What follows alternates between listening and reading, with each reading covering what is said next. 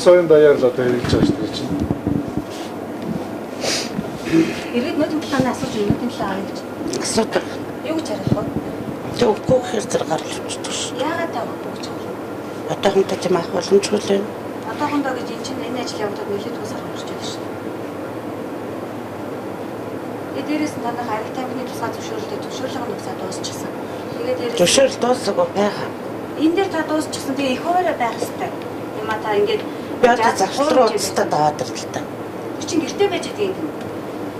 Тэр төрний яах гэж чилээд аваа явцсан л байгаа нэг хэрэг гарал аваа явцсан байгаа. Өөр байдгийг дөрвөлж байдаг.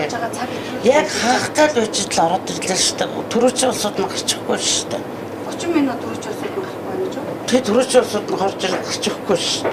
Уг нь л энэ дэлгүүрүүд чи 12 хэд яг хаалгаа бариад сүүлийн хүмүүс аваад хаалгаа барьчихсан. Тэгээд бис гүүгээл хурдан юм азрал гарах гал орж ирэл тэгэл хаалга үүдэн бүгд бариулаад зогсооцсон биш.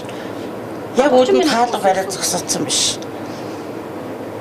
Тэгээ манай хүмүүс орж ирэхэд та ингэ хялтаар биш өөр иргэд орж ирдэг та үйлчлэл бүрчлэн зогссон шүү.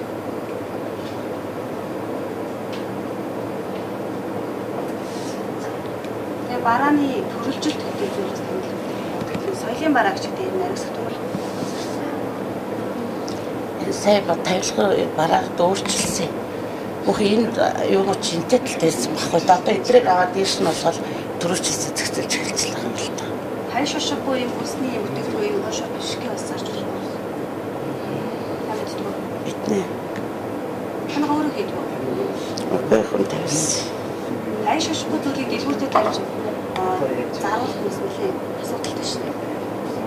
Тэр шиг бизнес ашаас. Юу яа?